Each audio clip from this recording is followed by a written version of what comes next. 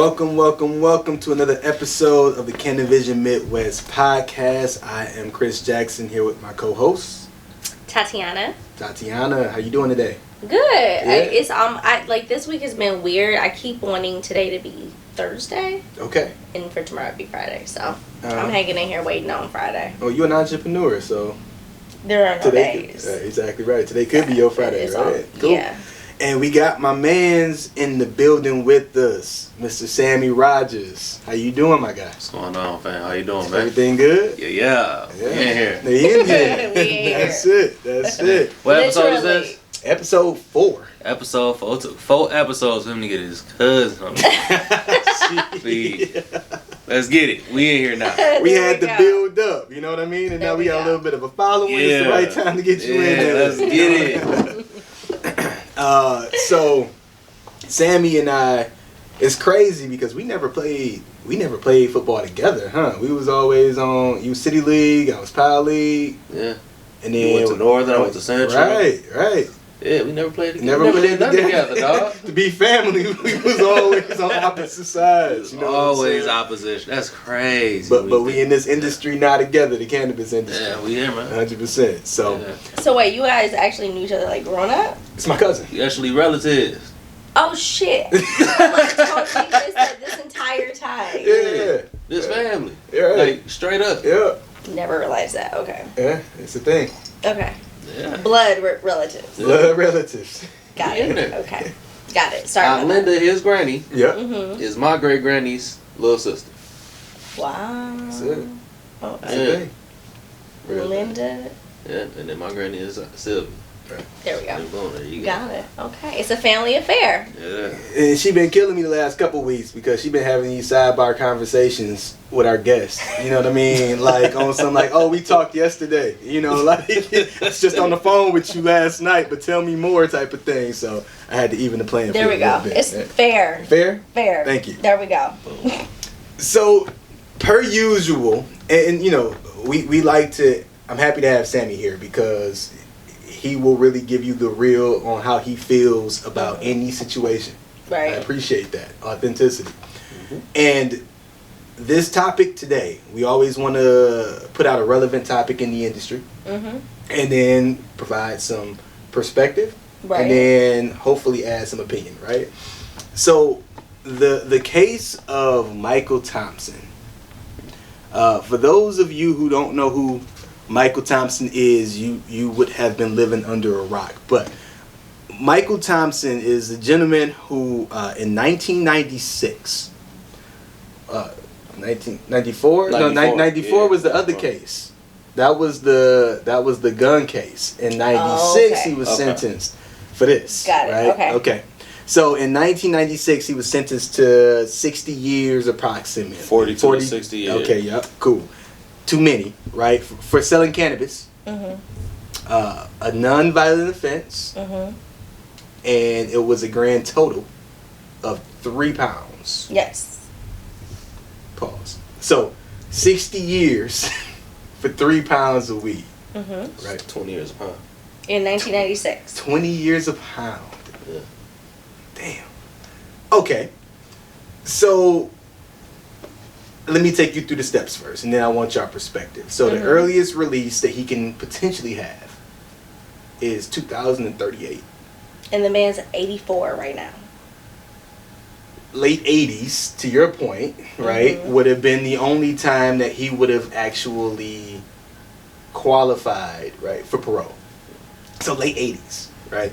Then lost all type of family members in the interim. Mm-hmm. And this guy is in jail if he has access to a TV watching a legal industry around the thing that he illegally, quote unquote, sold. You know, and let me put that in perspective right quick because I thought this through. Mm-hmm. So our legal limit to purchase, right? Let me start there. To purchase 2.5 ounces a day, 10 ounces for the month, right? So in 2 months, I can purchase the amount that he got 20 pounds a year for. Mm-hmm.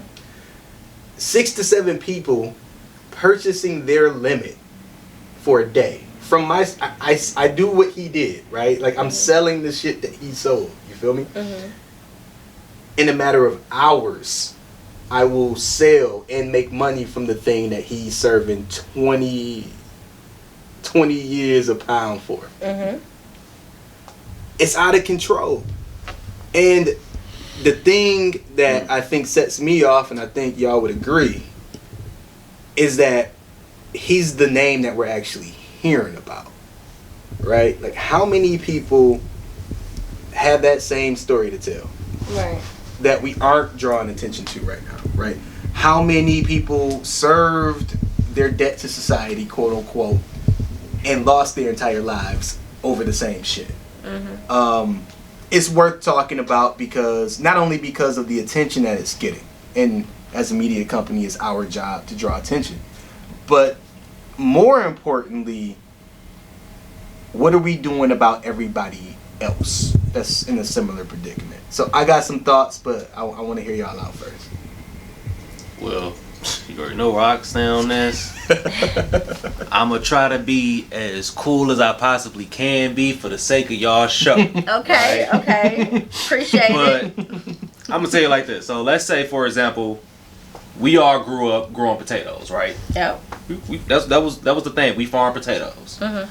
And then let's say come 20, 30 years down the line, the government comes in and say, growing potatoes and selling potatoes is an illegal substance. Now it's a drug. You caught selling that, you get a felony. Mm-hmm. But that's all you've known your whole life. Mm-hmm. Selling potatoes. Right. That's how you made a living. That's how your family thrived. That was basically y'all side thing that helped y'all keep going, right? Now that it's illegal. Fast forward, your cousins, your uncles, your daddies, relatives, neighbors, so on and so forth, all been getting locked up because they still decided to sell potatoes on the side, on the black market. Right. Fast forward another 20, 30 years from there. Now, potatoes are moved off of the drug list. It's now legal. You just watch that industry go by. If your friends, family, everybody getting locked up from it. And now you have another specific group of people that are set to make billions of dollars in the potato industry. With a B. Billions, yeah. Mm-hmm. And here you are having to fight and claw your way back into an industry that you already know. You've known it your whole life. This is what you do. This is what your family have done. You've known this. And now these individuals are now about to make all the money. And you were just shunned for it. And you still have people that are still in prison for it selling potatoes. That's the best analogy that I can use to try to help other individuals from outside of our circles understand, because you do have a lot of potato farmers out in Idaho. Yep. And just imagine what happened to them and their, saying their livelihoods and so on and so forth when they can't sell potatoes anymore. Right. It's like just having that thought process and that being able to put them into that realm of thinking like, damn, that is kind of fucked up. Yep. Because it is. I mean, you got someone that's serving 20 years a pound for something that's not violent, scientifically proven. There's been no deaths recorded from it. Actually, they just did a study. I forgot which university it was, but they just said that you had to smoke 15 pounds in 15 minutes in order to die from cannabis. Right. Right. First of all, no one will be able to accomplish that. True. That's one. Right. Two, that just goes to show how non-threatening this substance really is. And it's not a substance. I hate using that word. It's a freaking plant. It is. Right. That naturally grows from a seed about the size of a smaller than an apple seed, really. Right. And this is what we've called illegal for so many years. This is where you look at the industry now, it's 90-some% Caucasian owned. Yep. And the rest is just fighting to get a piece of whatever's the pie. You know what I'm saying? Yeah. And, you know, I look at it now as like, well, I'm done marching, begging, asking, protesting for shit. Like, I've been one of those people that say, you know what, I'm gonna build my own table. I don't want to see that theirs. Fair enough. For what? For what? If y'all didn't see this coming, this happened time and time and time again. That's real. From the lottery, when we ran numbers. Yep. From hooch. Yep. And then alcohol became like every single industry has had this situation where we thrived in it. It became illegal, And then they legalize it again, and then someone else benefits from it. This happened time and time again. So I tell you all the time, man. You ain't surprised. For black people, man, if y'all mad about this, you're dumb. Because y'all should have seen the writing on the wall for the past 400 years. So if you ain't paying attention to what's been going on for the past 400 years, you're dumb. Like, I'm sorry, that's the best way I can put it. We live in an age of information right now. We do. It's almost impossible to just remain not to know, right? dumb. To remain ignorant, right? That's a choice at that point. Okay. Yeah. What Kanye say? What he said? That everybody was mad at? We said slavery was a choice? No, they did like get mad at slavery today. Not saying then, but today. But today, like to continue to choose to be a slave, it's a choice. It's a choice, man. And I just think about, again, the precedent. So thinking through, you know, I read, so this gentleman is from Michigan, where we all reside. Our backyard. I read that the Attorney General has written to the governor to ask her to basically release him. And she said when she, you know, has done her study, she's never seen anything like it in regards to the way that he was sentenced and things of that sort. So for me, it's just thinking through the number of people that are just like him across the nation, and what their lives could look like if someone were to really try to get them out and try to get their cases re-looked at or whatever the case may be. And what's even crazier about that? One of the laws that helped keep that man in prison like that and serve that harsh sentence was written by who? Y'all elected future president. That 94 crime bill, baby. Like, hey, so it's like, imagine how many more hundreds, if not thousands, of individuals, you know what I'm saying, that will look never like hear about us, you know what I'm saying? Yeah. You talking about in places like Arkansas, Mississippi. Mississippi just went legal. Can you imagine how many black individuals are in those prisons 100%. in Mississippi? Yeah. Oh my God! Like, just the thought of that alone is mind-boggling, because I already know that they're in there Yeah, for selling weed. And then when you went through your discussion of, you know, the historical kind of circle for black people, when you said that, it made me think about what's next. Like, because we are a resilient people, and I feel like, you know, when you read about, you know, Jews being, you know, God's people, Jesus. I look at us in the same type of way. We'll always have His favor, and so to me, there's nothing that will keep us down. And so I think we have that within us. And so to me, when you said that, I was like, I guess I kind of thought about it like that, but I never really thought about it. This industry to this industry to this industry to this industry. And so I was thinking, like, what do we have next? And I guess that's the culture side of things. See, they did the music right. Yeah, so anyway, sorry. Now you good. You good. Look, don't get me started. I appreciate the conversation. I appreciate the real talk. I do. And look, shout out to. And here's the thing: even though we've been disproportionately negatively impacted, it's been a thing for anybody that was in the culture. You know what I'm saying? Shout out to Ryan Basor. Redemption is his brand. You know what I'm saying? I don't know if y'all remember, but like the feds came and got him when he was operating legally within the Michigan market. You know what I mean? And mind you, now any amount of time is a lifetime in that shit, right? For sure. I'm not downplaying the amount of time that he got, but he got 48 months. I think ended up serving 3 years in the feds for something that he thought he was doing legally, and he's not a minority, right? Like, he's not a person of color. You know what I'm saying?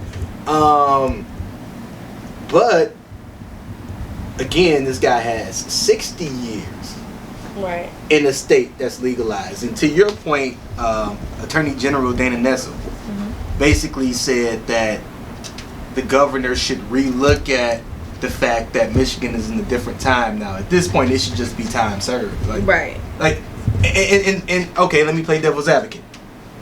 For the people who want to say, but at the time, he committed a crime that was illegal.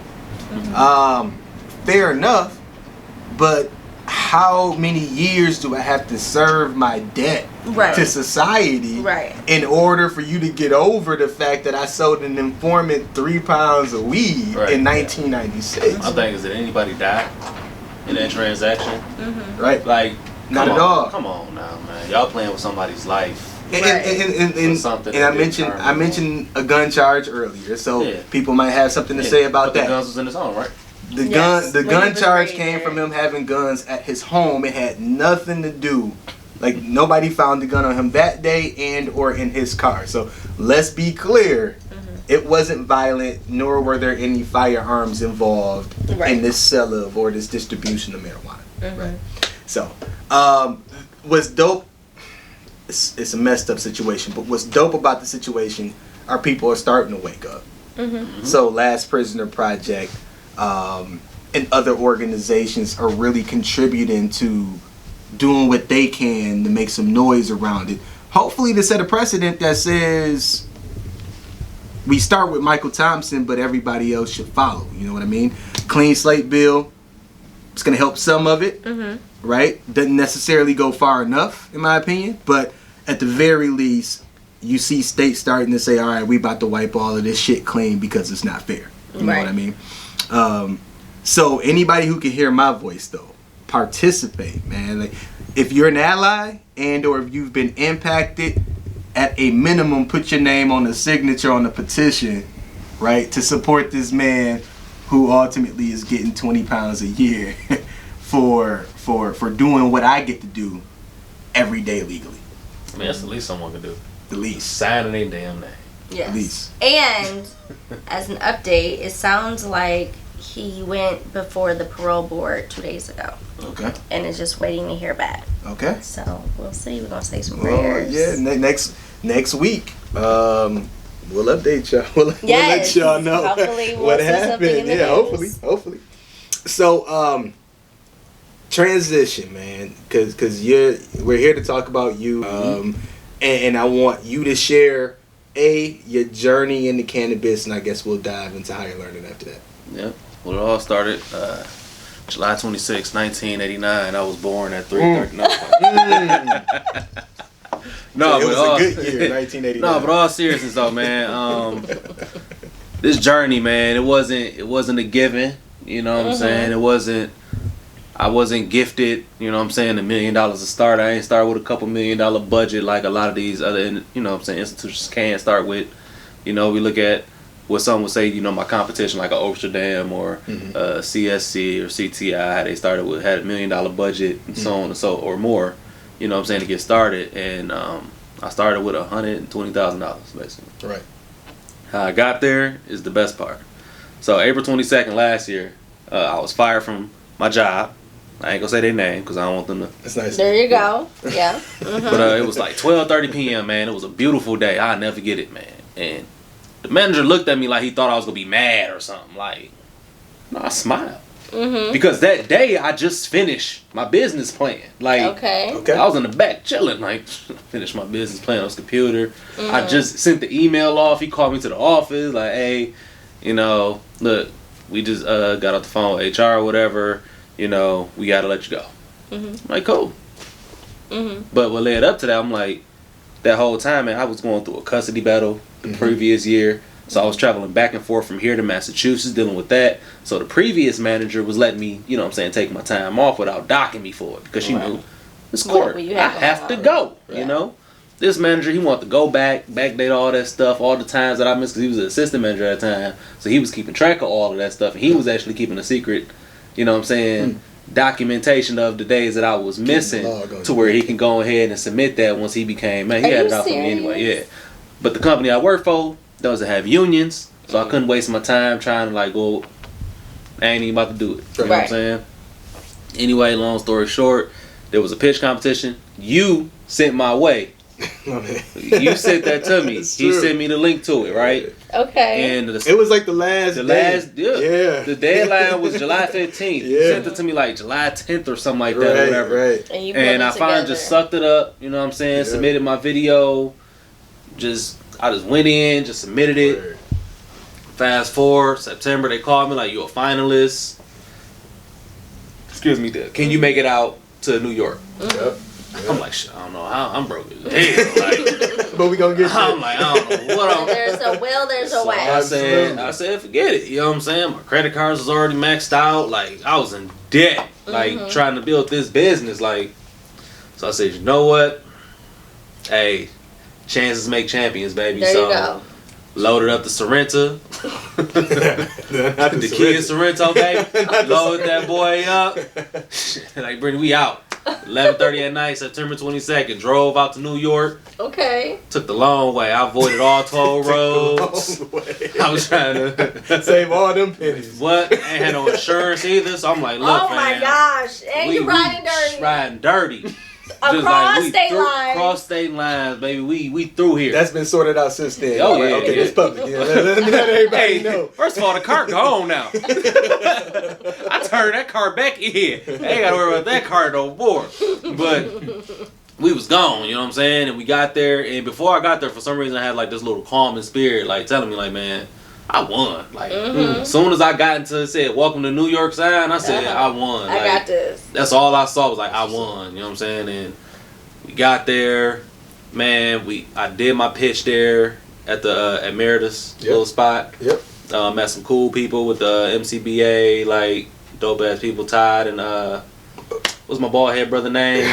I always forget my man's name, man. Big bald head beard. Brandon, yeah. Brandon and Todd was there. That's sorry, B. Shout out to MCBA too, man. Minority Cannabis Business Association. Yeah. Doing good So, man, I didn't have enough money. I had just enough money to make it back across the Hudson River. Okay. On the ferry, because you had to take a ferry. Because I was Right, I staying in New forgot Jersey. about that. Right. You feel me? So I had the hotel in Jersey. Yeah. So I had cheaper over just there. enough money to make it back over the river. Right? Mm-hmm. We get back. I'm like, man, we had like a half tank of gas. I said, I don't know how the hell we about to make it back to Michigan though, because I ain't had no more money. Wait a minute. Right? Man. That would tell you about a foreign gas tank, right? Yeah. Energy efficiency, I guess. Yeah. But a half a this out, gas though. tank. Get you all the way But back. you know what I'm saying? I swallowed my pride, right? And I just went to Facebook like, look, fam, I just entered this pitch competition out in New York. Yeah. You know what I'm saying? I remember. I just need a little bit of help, you know what I'm saying? To get back home. Some humility. Okay. And boom, man, my uncles, cousins, just a bunch of people just got dumping money to the cash app, man. We had enough money to eat. So There you eat go. that night, you know what I'm saying? Up. We had got gas to get back and eat on the road. Like, man, I was so grateful. Yeah. And what did I do when I won that money? I paid everybody. That's awesome. I paid everybody. Because I'm not a person, I don't like to... I struggle with accepting things from people because of my life and what I've been through. Yeah. You know what I'm saying? Everybody think, oh, because your dad was here and this and that. Y'all don't know the half. Right. But I just had a hard time accepting that, just straight up just keeping it to myself. I just paid everybody back, man. Like, that was smart. Here y'all go. Here y'all go. Cashed after everybody back. Investors. Yeah. You know what I'm saying? That's how I look at it. Like, yeah. I appreciate it. Like, Yes. it was a sign of appreciation. Yeah. Like, especially because I'm like, they seen a damn newspaper article. They came out and said I won this money, so I'm like, look, I made sure, like, look, here go everybody's money. I just had this thing, like, I don't want nobody to think like they owe me or they the reason, right? You know what I'm saying, I behind what I did. And Yeah. it's like, nah, man. But I definitely appreciated the help from everybody who chipped in that day, man. And I mean, here I am in higher learning institutions. Yeah. We are officially, we're the only black-owned vocational technical school that I know of that does what I do in the world. So not just Michigan, the United States, the world. You know what I'm saying? I don't know of any other school that you can walk in there and your students is actually growing cannabis. Right. You know what I'm saying? Like straight up weed, fam. Like you in there, you plant a seed, you transplanting, you cutting clones, you watering, you training your plants, you doing all of that. It's like the kids taking the baby dolls home. Man, it's like straight up. You know what I'm saying? And to me, I'm like, that's real learning right there. As opposed to anybody can get on YouTube and watch some videos and see somebody doing something, but to actually be able to step inside of an actual classroom setting and actually getting just poured a wealth of knowledge from individuals that have been growing for years is in firsthand, and you get to, instead of hearing somebody tell you what to do and see it on you actually in there doing it yourself. Like you breaking a plant. Right. You know what I'm saying? Right. you giving the plant too much water or too much nutrients, and you burning it, or you got to learn how to deal with these problems that can arise in the growth. So that's pretty dope, and that's just one of the classes that we offer. That's the cultivation course. Right. And we also do training where we're trying to help individuals work in dispensaries as well. Yeah. So that's a dope class. We're revamping that one right now, and then soon we'll have our online class rolled out. So. Beautiful. So you kind of walked us down the path of you finished your business plan and you went on this journey, and then you having the vision to now be the only Black-owned school in the world. Where did you even get the vision, and what inspired you to even come up with it? A human can't even explain that, honestly. Like, cause for me, I still don't know how I came into this path. It's one of those things that I constantly used to like avoid and try to avoid.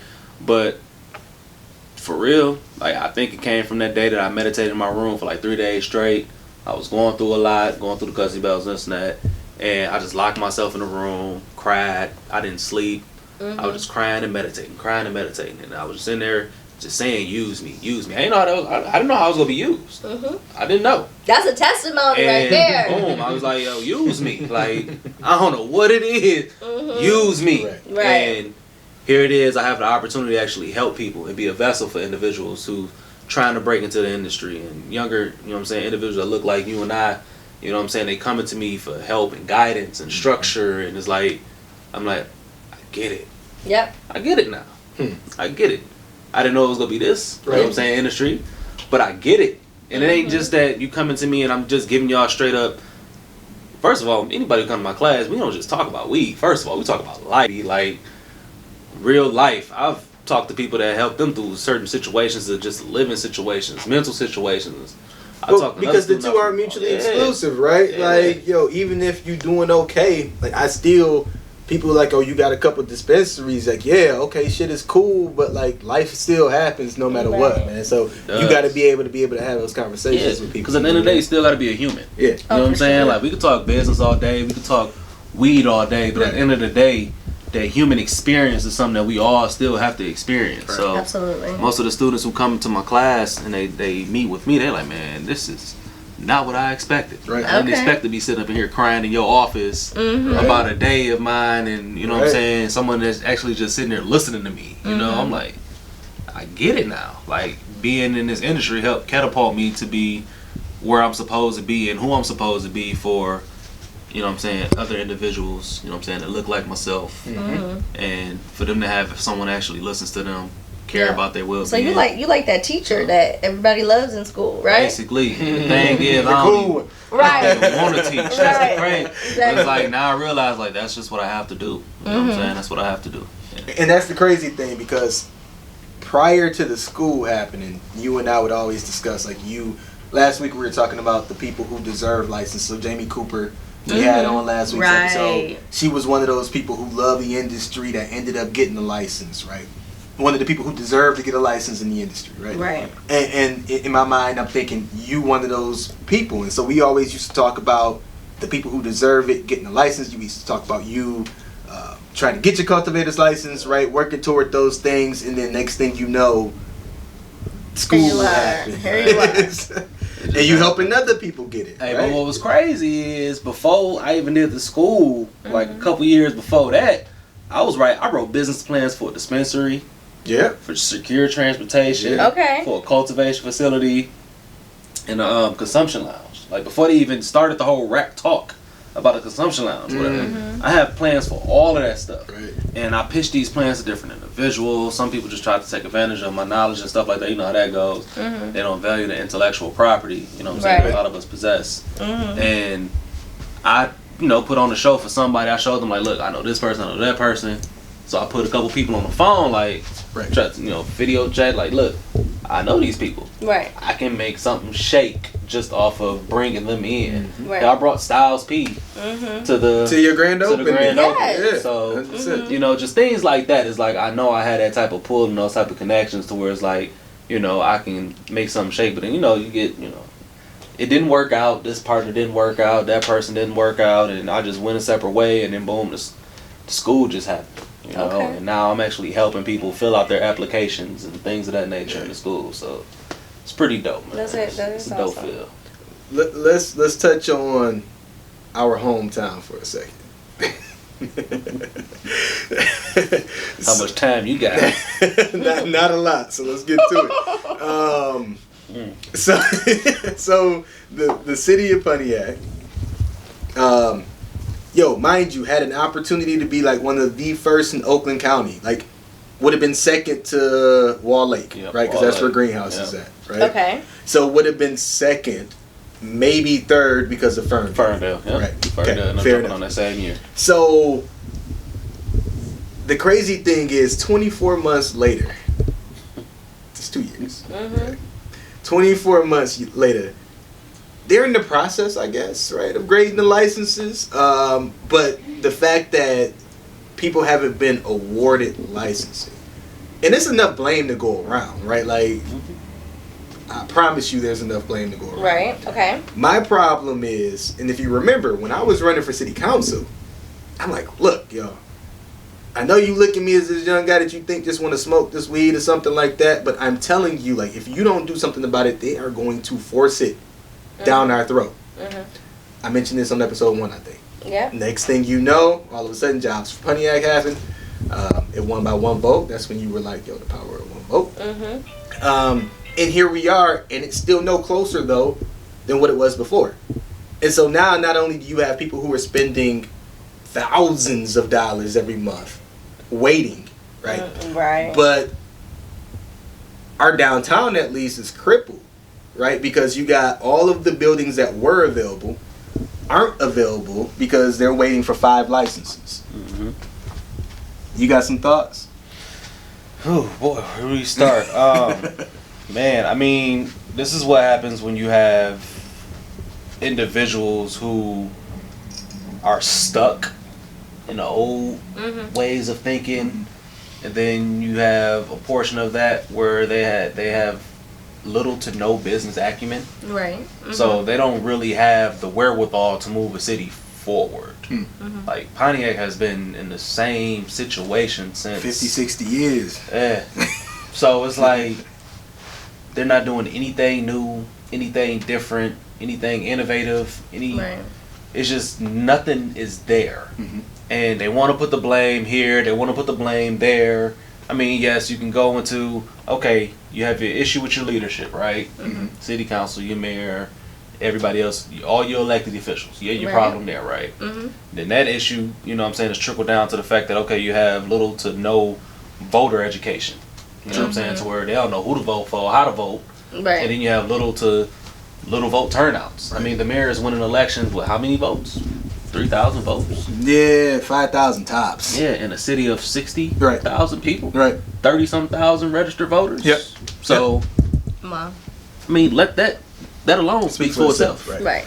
But those same voters that's registered will vote for a president. True. So you have individuals who don't even understand the value of voting locally first. Mm-hmm. Yeah. So there goes, that's one issue. Like I said, this blame can be put every all around. To where your lack of accountability being, you know what I'm saying, forced by the citizens. Mm-hmm. They don't understand. We got the power to move them and however we want to move them. You know what I'm saying? Right. And for the people who say, well, the pandemic happened and it slowed some things down. Okay, fair enough. But during the pandemic, we went to Southfield instead of waiting on Pontiac. And in 4 months, You were good. got our license. I mean, that ain't no excuse. It's not. This was voted in August of 2018. Mm-hmm. Yep. Right? Yep. And Yep. the ordinance was finished in what? January of 2019, somewhere in there. I can't fact check you, but okay, let's go with it. Yeah. But okay, now between then and then, Right. Right. you know what I'm saying? Like, They should have had something done in 2019. Mm-hmm. Here we are at the end of 2020 now. You know what I'm saying? And Yeah. you still don't have, you don't even have your stuff graded. It's not graded. It's like, I get it. Mm-hmm. Okay, y'all want to blame COVID? Fine. So take away 4 months. Okay, not even take away 4 months. Uh-huh. Okay, cool, you're not there. What do you need to grade papers outside of a pen in your eyes? It's true. You don't need a computer to grade papers. It's true. How You don't many need to be. applications did they get? A little over 100, I think, Yeah. when you add it up. That's what I'm saying. It ain't like Detroit, Right. where they had thousands Right. of applications. Yeah. Grand Rapids had hundreds to thousands something applications. Like Lansing, thousands of applications. It's like how many you know, how much longer are we going to excuse? You know what I'm saying? These individuals in their interest. Not even their interest, their incapability. Right. It just boils down again, man. This is where now we got a nonprofit, Community Leadership Coalition, right? Word. And one of the things that we're looking at doing Shout is out just to putting them. Yeah. So we're looking at putting the right people in office now. Okay. So we're going out, we're getting all the people that don't even vote. Okay. They getting their asses out the vote. There you Ain't go. no more excuses. We picking you up and we're dropping you off to the city to the We don't even city care who you hall. vote for necessarily. Just we go don't. do it. We don't. Just get up and go vote. Another thing we about to work on for I was about to next say, year. I'm sorry. Let me pause for a second, because for years I think civil rights has been the conversation, and we haven't been talking about economics enough, right? But this your nonprofit, I'll let you talk about it, but y'all practicing group economics, right? Some men from the city of Pontiac who came together and said, if we don't do it in unity, it's probably not going to happen, right? So what was the last purchase y'all made? Yeah, so, well, we bought two vacant properties on Pike Street. Then our biggest purchase was the 9 acres that we bought in Brandon Township. So, like I said, I'm one of the people, man. We gonna do some hemp farming or what? Hemp farming. That's straight up what we doing, right? Yeah. So, I tell people all the time, man, it's put up or shut up, man. Y'all can do all this marching, protesting, begging, crying, all that little bull crap. At the end of the day, what you go do about it? Right. Then I tell people all the time, okay, cool, you got your little sticker that says you voted. What's next? Yeah. People just vote and they just sit by, don't do nothing else. Like, oh, I voted. Okay. You ain't write no letters, no emails, no nothing holding your city, your elected officials accountable, nothing. Like, you ain't showing up to no city council meetings. You don't go to no damn state of the addresses. You don't do none of that. Like, y'all just voting, y'all just going about y'all life and then that's it. You know what I'm saying? Y'all complain about the schools, but when the people getting on the school board with 50 votes, like, come on now. Like, that's real. That's just the reality. So it's like me and my group, man, we like, look, all that is dead. Like, if you in the way, we rolling over you. That's just the best way I can put it. The safest way I can put it.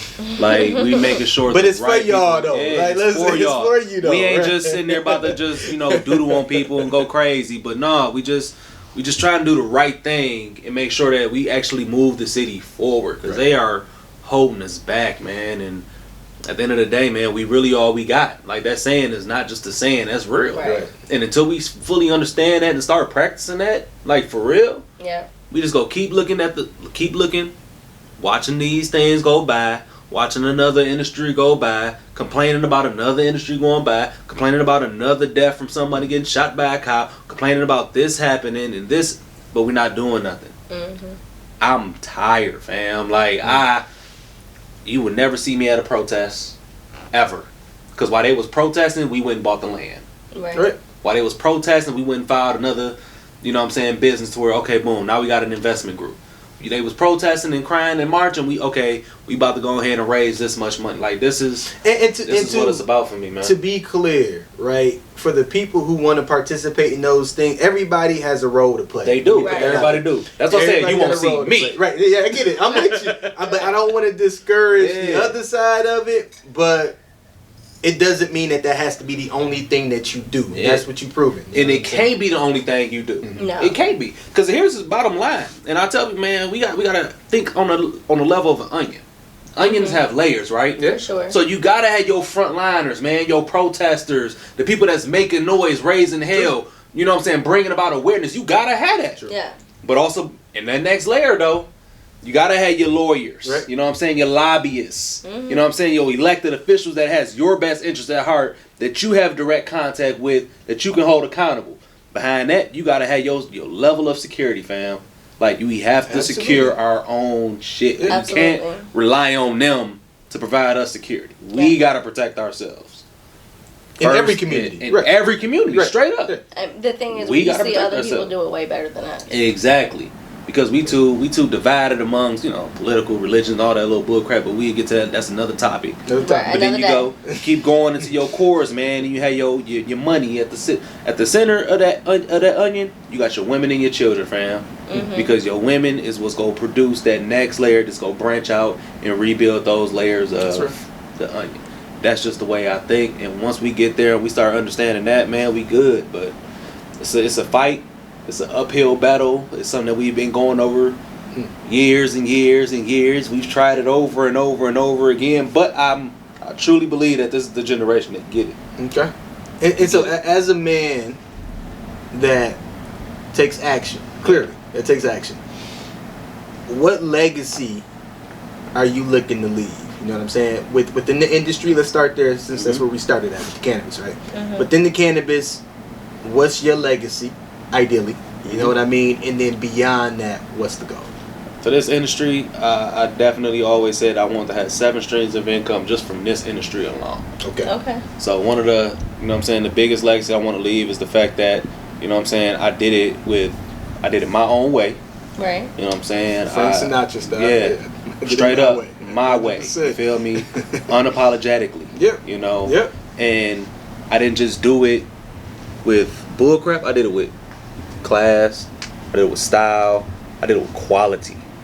To where anybody that, you know, if you smoke something that was grown from one of my farms or one of my buildings, you like, yo, that was some good stuff. If you completed a course at one of the institutions, you're like, yo, I learned a lot. That was a quality education.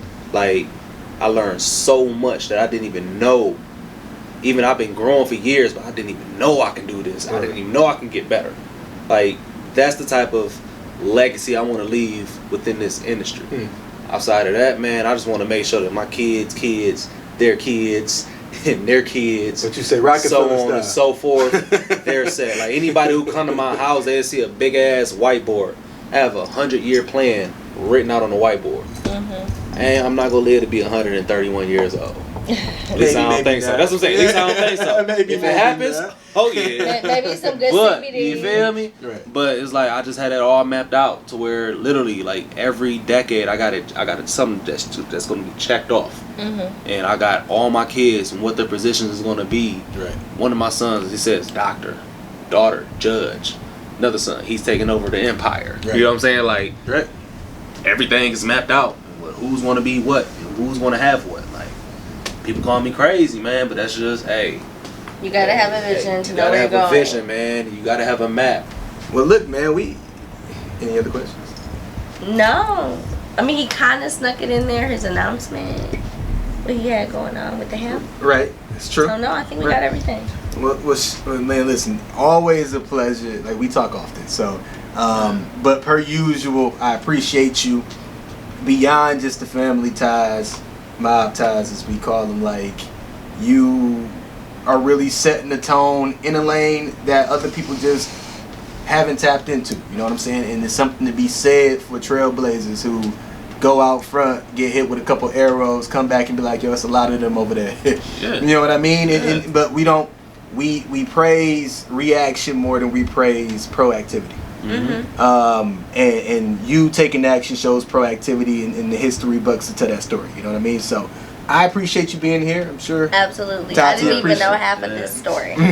My favorite part was the meditation because I'm like a hippie. I was doing yoga this morning. Yeah. You a hippie now? I've kind of always been. Hey, And man. I Hey, need to. at the end of the day, man, this industry, man, it's a legal trap.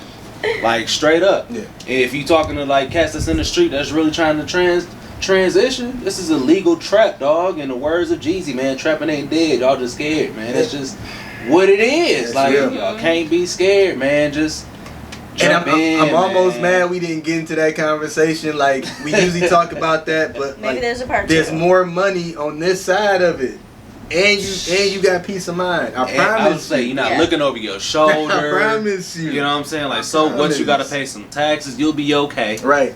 Trust me, you'll be okay. Right. But it's just. No, it's I mean, just- listening to you, I might be buying a gift certificate to a class for a family member That's what's that up. needs to Straight hear up. this conversation. Yeah. So, yeah. How can they find you? Yeah, so Your I mean, handles. yeah, you can visit our website at yourhigherlearning.com. That's YOUR higher, HIGHER, learning.com. Our Instagram is Your Higher Learning. Yeah. What is our Facebook? Your Higher Learning, Yeah. or Higher Learning Institutions. You can just type that into the search handle. And I got some stuff on the back, man. What that say on my back? What is that? What Come else? grow with I don't know about heart, you know what I'm saying? But There I you know go. I got some social media Your handles. Higher Learning. You feel me? Like they there? HLI_420. You feel There me? we go. Hey, by the way, per usual, we appreciate everybody who comes on, listens, every view, every like, every follow, every share. Please continue to do it. If you see right here, we got some new beanies in. Sticky Detroit. They're really cute. Sticky. It's getting cold out here. I It's got so mine cold in on the day. right now. So we gonna give one of these things away. That's how we. As a matter of fact, Sammy, randomly pick one of your students, There you go. and they can get one of these beanies for free. I ain't gonna lie about you just doing that just gave me an idea to do for the school, right? Okay. Okay. So for those who's listening to this podcast or watching this podcast, right, I'm about to create a coupon code, Okay. Okay. CANiVISION. Okay. So if they go and they, put the coupon code CANiVISION in, Mhm. I'm gonna see how I can spell it, but I'm gonna give y'all the information, Cool. whatever. They're gonna get 20% off of the course. Okay. 20% Something like off There we go. for you to learn how to do your thing in this industry. Yeah. And if you think you know what you're doing, you probably don't. Let's keep it real. Right. You know a little bit, but it's a lot more to learn when it comes to the regulated industry. But you heard it here first. Higher Learning Institution, you're going to get a coupon for that thing. So we'll get y'all the information on social media. Stay tuned for that. But we appreciate you, my Yeah, guy. for sure. All day. Thanks for coming on with us. And we'll see y'all soon. Appreciate you.